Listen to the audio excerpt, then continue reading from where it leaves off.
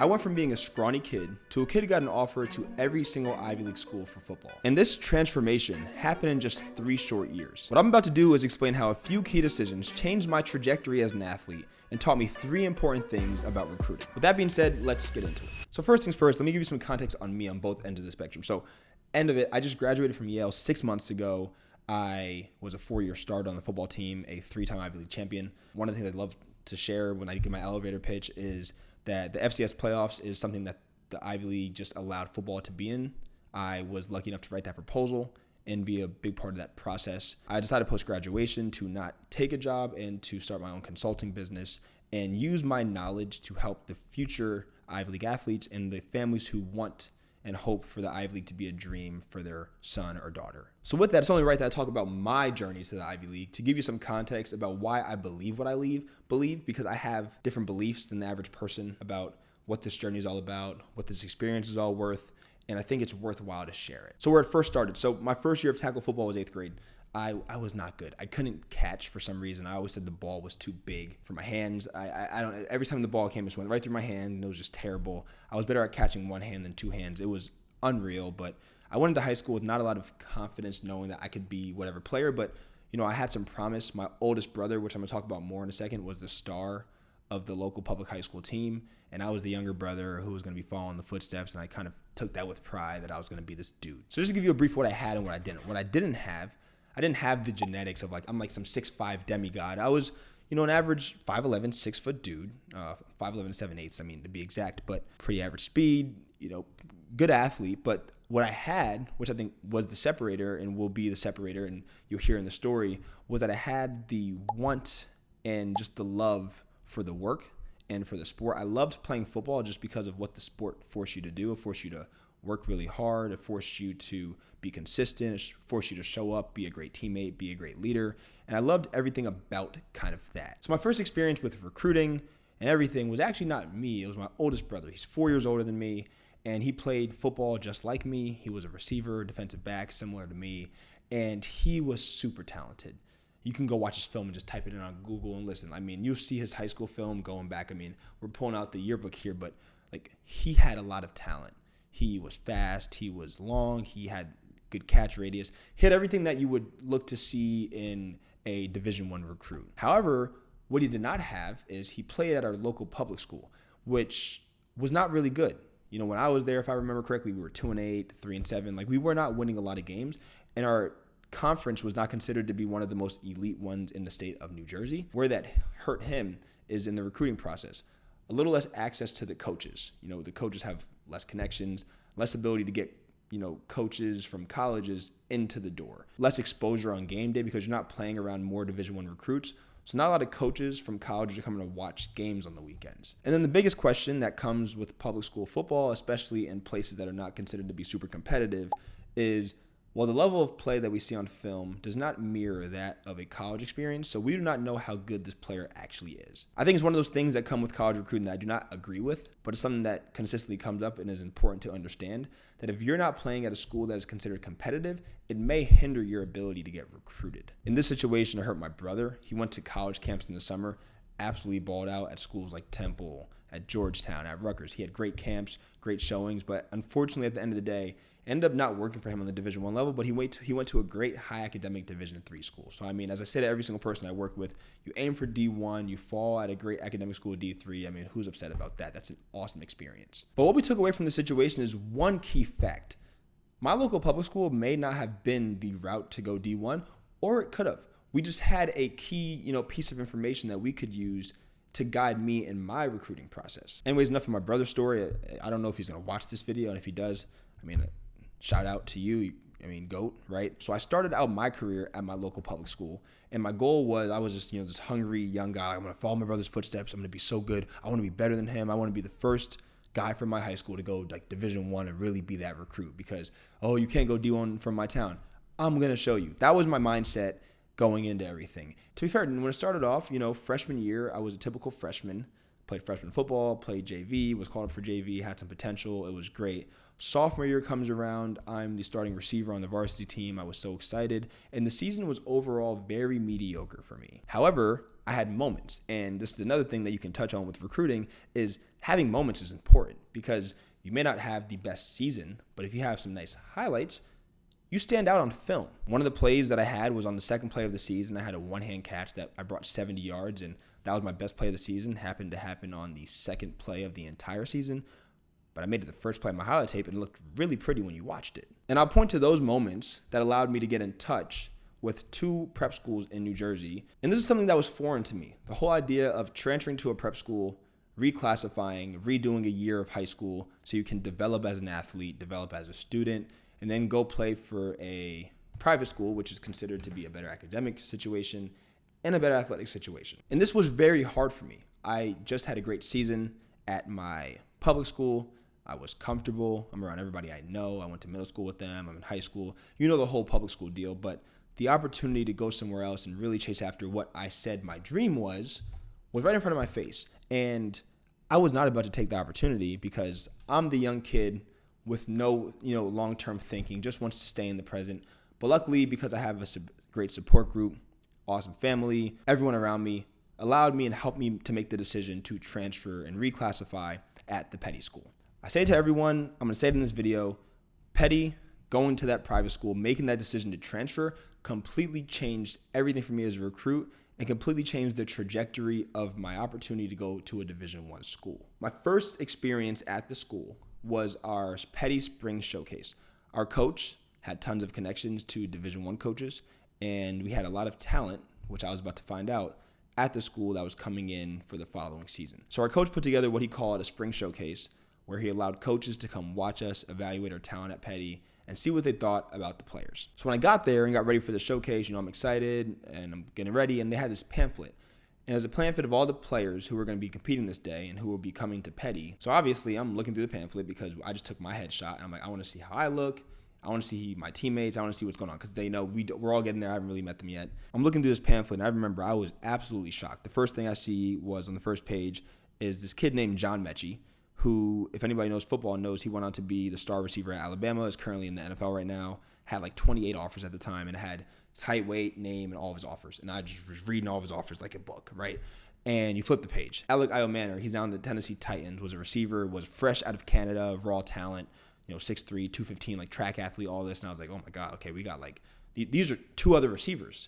And for me, I'm coming from Monroe where, I was just like, talent wasn't that great. It was a brand new experience for me. And I was like immediately imposter syndrome. Oh my God, how am I going to fit in here? The oldest guys got 28 offers and seniors. And the younger guys who are freshmen are 6'3", 215 and are elite track athletes. Like, oh my God, how do I fit into this picture? Why did they recruit me to this school? But that thought right there, obviously, there's 2 ways you can take it. You can either choose to take it and just sink and just let all these negative thoughts overtake you, or you can use it as an opportunity to really challenge yourself as an individual and say, wow, I'm surrounded by people who are so much better than me right now, but I have the opportunity to learn from them, intake information, be a sponge, and become a better version of myself. And so that's exactly what I decided to do. Another player I got to mention, Servassier Dennis, current linebacker in the Buccaneers. Bro is actually absolutely jacked, and I'm like, oh my God, like what exactly is going on here? But regardless, listen, I get to the spring showcase, and imposter syndrome kicks in. Was it the best day for me? Hell no. But was I motivated after that to say I'm around people who are literally going to be in the NFL one day and I have a chance to use them to see how they work and work out alongside them and become a better version of myself? Hell yeah. And that's exactly what I did. So I came in as a young sophomore. I reclassified and was a sophomore again at Petty. And that offseason was huge for me because I gained muscle, I gained speed, mentally was challenged. We're up at like 5 a.m. doing workouts, and I started coming in early to do a workout before the workout because that's what I saw other people doing who had tons of offers. And I started just intaking this information and learning what it meant to really be great and chase after greatness. Like I said before, I was also at the school with tons of resources and faculties to help me as an athlete. We had a state-of-the-art gym with all of the equipment. We had an elite coach who has coached Division I athletes before, sent athletes to Division I, had all of the connections and resources for me. And on top of that, we had a strength coach who knew everything. To this day, one of the best guys I've ever worked out with. He made me a great plan and helped me build tons of muscle, teach me about supplements, teach me about nutrition, all of that stuff. I share all that to say that this experience was transformative for me. And I'm not going to spend too much time talking about Petty in general. Maybe I'll make a separate episode talking about my time at a prep school. But coming to the school from a local public school, being the public school guy, to then transferring to a school where you're literally the worst again, and being back at bottom ground zero is a completely humbling experience and will reframe the way you think. And you get out of a bubble and realize that there's a lot more outside of what you just know. And getting and finding those things is what allows you to grow. Trying to just be at a place that you're the best is probably the wrong position to be in. And I'm lucky enough that this was kind of thrown on me and I was able to be a part of this opportunity. All right, athletes and families, let's talk. I understand how frustrating the recruiting process can be. You want clarity, you have questions, you don't know who to trust, who to rely on. You don't even know if it's a reality for your kid to go where you want them to go. Well, let me tell you this. I truthfully believe, as I'm telling you with my story right now, that with the right intention, that's the word, intention, you can make this possible. So here's what I put together. So you go to my description right now, you'll see masonship.com. That's my website. You click on that thing, you'll see right away, free 20-minute call. You can book a free 20-minute call with me. We talk through strategy for your kid, for your athlete, family, whoever wants to be on the call. And hopefully you leave with a lot more clarity and feel better about this whole situation. I make these videos to help you. I really want to help you as much as I can. And I hope those calls are worthwhile for your time and for my time. I love connecting with you guys. So with that being said, let's just go back to hearing the story, but please book the calls. I love these conversations. I look forward to talking to you. Now, I know the main reason you clicked on this video was because of the title, and I said I got an offer to every Ivy, and I'm going to share all that in a second and hopefully explain to you how that all happened so you can understand. I think the main thing you're going to realize is I want to focus on the process because I'm a very process-based person and believe that the more you work, the more you show up for yourself, and the more you're consistent, the outcomes that you desire in life are going to come. And all of these outcomes that I'm about to share are just, I think, a culmination of a year or two worth of just putting in work, dedication, and commitment. But anyways, my sophomore season, this was my reclass sophomore, so it was supposed to be my junior year, but it was my sophomore year at Petty, went exactly as I planned. Listen, I played. I was, starting at corner a good bit. I started at receiver for most of the season, but, it was nowhere near the guy, but that was okay because I'm playing alongside these, dogs and got to just learn from them and play alongside them. I remember, it's vividly actually, it's funny that I think about this, but my best game of the season came against Gonzaga High School, which was a team in the DMV area. I think it's in DC. And I remember we get to the game and I found out we're playing against Caleb Williams, which at the time was I think a 4 or 5 star and was really, really good. And he was absolutely slinging it. But, that game, everyone knows about John Mechie, so they're double teaming him. Everyone knows about the other receiver, Marlon Johnson, who ended up having offers at Duke, all these other schools, ended up at Buffalo and had a great career. And no one knew about this random kid, who looks like he's fresh out of wherever, right? So they didn't really, put a lot of attention into me, and I lucky had 130 yards that game. And I was like, wow, if I can do this against a team like Gonzaga with all these players on a field with all these players who are going Division I can compete. I can do this thing. And those little moments that I think stacked up over the year continue to give me more and more confidence that I could get this thing done. So combining moments like that with consistent growth in the weight room, consistent growth as an individual, I was also growing mentally. I was super immature still. The growth from Monroe to Petty was huge all around because as you're becoming a more consistent, disciplined person, it also reframes the way you're thinking and the way you're going about work. So, after junior season's over is when everything starts rolling for me offer-wise. But the way I look at it with offers is if you do all the right things are going to take care of themselves. And the offers are just the cherries on top that just show you and prove to you that your work is paying off. But here's how it worked for me. So season ends, I have a really good season to film. I have 2 consistent seasons where I'm showing growth. You watch my sophomore year film versus my junior year film, be oh yeah, this kid's been working. There's clear growth here. I had a great coach who knew how to recruit, had access to these coaches. So before I start going on these visits, right? These junior days, whatever, right? First visit I went on was Lafayette. And I see coach pulling people aside, hey, giving people offers, shaking hands, and it just wasn't happening to me. I was damn, I can't believe it. I'm here, I wasted all this time. They're not gonna offer me. I thought they were interested. End of the visit comes, coach comes up to me, has the conversation with my family. Congratulations, son, you've got your first offer. And it was unreal. It was such an unreal experience. And to this day, I look back to it wow, I knew I was going to go D1. It was such a great feeling for me and my family. But after that, everything starts coming in together. Got my first Patriot League offer, so what happens next? All the other Patriot League schools have their eyes on you, and before I know it, I was at Bucknell a few days later, visited Bucknell. Bucknell gives me the offer. There's another school that came right after Bucknell, literally the day after. Oh, Holy Cross. And then Fordham, and all of these Patriot League schools start coming in like a kind of rapid succession, right? And then the next league that's very associated to the Patriot League is what? The Ivy League. And very quickly, I got my first offer to Columbia. And before you know it, similar process. All the Ivy League schools get their eyes on you. They start watching your tape, reaching out on Twitter. This is during COVID, so there's not as much of we need you to come visit us in order for you to get an offer. We need to see you at camp in order to get you an offer. It's kind of like we got to really rely on film, what the coaches are saying about you and all of that to get you recruited. So that's also something I was very fortunate to have. But because of that, things are moving a little bit quicker. And after I got one Ivy and the second Ivy and the third Ivy, they all just started coming in rapid succession. It's actually interesting because the schools like Dartmouth and Brown waited until after I committed. But I think regardless of that, like I committed to Yale, and I'll get to that in a second, like the other two schools said, hey, like they still reach out and say the offer's on the table for you if you want it, just so you know that you have it. And like that whole thing, I think, I truthfully do believe, and I tell families all the time, like once you get one Ivy, like everything else is on the table. You don't know how it's going to play out for you, but like that first offer is really, really, really important. So all in all, I mean, to sum it up, like listen, worked hard, made a big decision to transfer.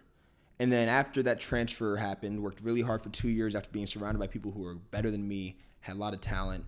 And the culmination of kind of all of that work came in with the Patriot League SLU, and then the Ivy League SLU, and then Army, like an academy, and then Navy, which I'll explain in a second. So I was the Patriot League, Ivy League, and academy guy. Those were all my offers. I had some scragglers here in the FCS, like a bunch of random FCS schools, Bryan, Sacred Heart, Stony Brook, like all those random ones, but like CAA, I guess. But that's kind of how my recruiting was hemmed up. And I know a lot of people end up in this situation, so that's why I feel strongly to talk to people just like this. And then the last phase, which I actually think is the most important one about this entire experience. Petty decides that they no longer want to prioritize football. I don't really understand how everything went down, but essentially Petty was like, we're not going to have a season for this last year. This is after I committed, and I was kind of stuck between the idea of should I just stay at Petty and not play my senior football season, or should I go somewhere else and give myself an opportunity to finish out my senior season like the way I want to, play football, the sport I love,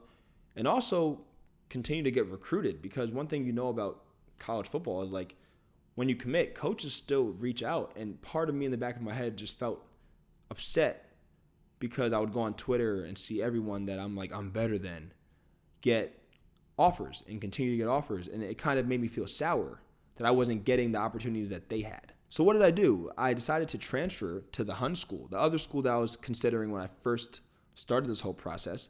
And I played my senior season, which happened to be COVID season, which made my senior season a super interesting thing in the first place. Rather than playing 10 games, we only ended up playing 5. I didn't get all the film I needed in the first place. So it ended up being like an interesting experiment. But that was my best season that I've ever had. And I think it gave me a lot of confidence that I needed to build and develop, of like, you can be that guy and really have a phenomenal season. But the thing I want to speak on about that journey was I felt a lot of like, I guess, internal like anger and insecurity about the fact that I was not getting the offers that I saw my peers getting. I watched, my teammates get ranked as 4 stars and 5 stars, and I would go on my 247 to see myself as a 0 star, not be ranked, having to reach out to say, update my offers. This school offered me, like, please update my stuff, because I wanted to be seen. I kept wanting to be seen and be like told that I'm a good player because I felt so bad that I wasn't. And I think a lot of other athletes have the same experience. I've been working with tons of athletes through my consulting, and I've had conversations, and they're saying, hey, like, my teammate got this offer, this person got this offer, and I just can't believe it because, like, we are right there with one another. Why am I not getting these opportunities?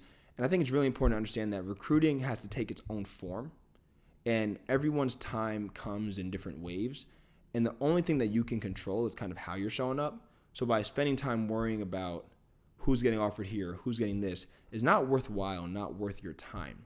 So the best thing for you as an athlete, the best thing for you to do is not like spend your time and days worrying about the other offers. I mean, I'm not going to get too deep into it, but it's this idea of hedonism, the hedonic treadmill, that I really like. Is the whole idea of like, you get something that's really good and you return to baseline. Humans naturally always want more. I get my first offer. What naturally happened, I wanted more. So I wanted to just post the offer and get the validation and get the messages. Oh, you're so good. You're so this. You're so that. So I get the first offer. Great. Where's the second? Where's the third? Where's the fourth? And I just kept fiending for offers. So like when schools were reaching out, I knew I wasn't interested in this random school, but it would be nice to have the offer so I can post it. And that whole mindset is just not worthwhile. It's not worth your time. It's not worth your energy. It's not worth your family's energy. It causes more visits, more phone calls, more conversations. The focus should be what matters to you, what's important to you, and what you want. It shouldn't be about the outside world and what you believe you should be doing and how your Twitter should look with the commitment post and all of that stuff. But anyways, I mean, that's a tangent that I'm not going to spend too much time on in this episode. But I think it's really important to understand that the mindset of a high school athlete is tough because I was once there. You're 17 and 18 and think you own the world, think you know everything. I'm 24. I'm only 6 years removed from that. But, like, you don't. I didn't. I was an immature kid. I thought I knew everything. I thought I was better. I was smarter than my parents. I wasn't. I still am not. And those are things that happen when you're going through these processes. So, to wrap everything up, I want to give 3 key takeaways that I think you can take away from my story and apply it to yours immediately.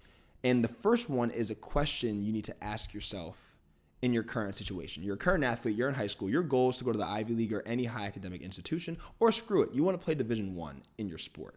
The question you need to ask yourself is, am I in the right situation to grow?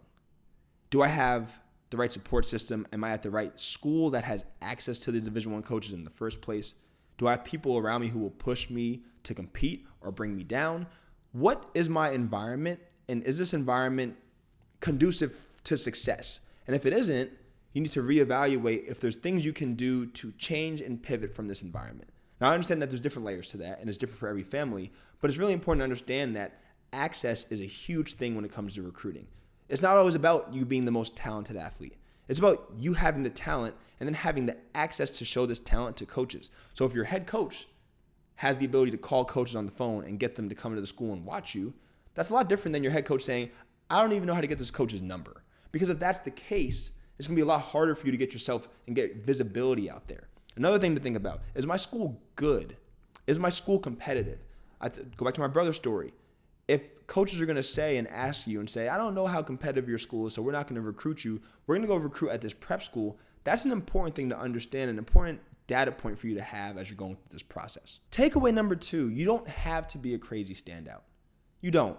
And I know it's this thing, every high school athlete compares themselves to the people around them. How good am I compared to this 4-star? How good am I compared to this 5-star? How do I line up at this camp against this athlete?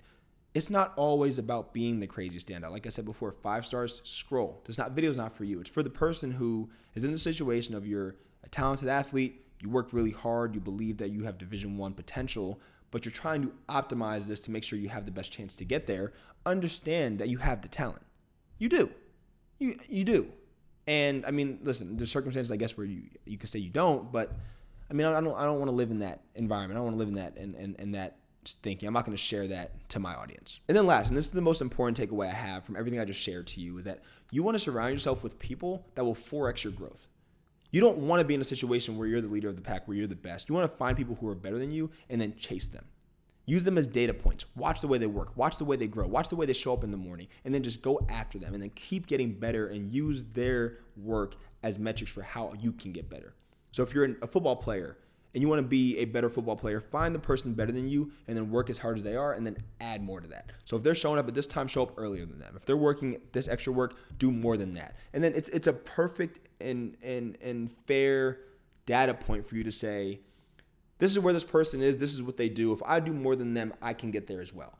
And I really believe that putting yourself in that environment, putting yourself in a place that challenges you, forces you to grow. If you're in a situation where you're just surrounded by people who are really, really good at what they do, you have 2 options. You can sink or you can swim. And most of the time I want to believe that people have enough in them to want to swim and, roll with the big dogs or whatever they say it. And putting yourself in a situation where there's tons of those people give you the best chance to grow very, very quickly. With all being said, that's kind of my path, my journey, how I've gotten all this done personally. And I hope that my story is relatable to you. You can use this in your own respect to help you on your journey. Because like I said before, I think you have the potential and I think you have what it takes to get there. Now, if you have any questions about this, you can reach out to me. I have my information kind of everywhere. It's feel free to just reach out to me personally. We can have a conversation about this and everything else. I'll say just subscribe. I really appreciate you listening. Thanks.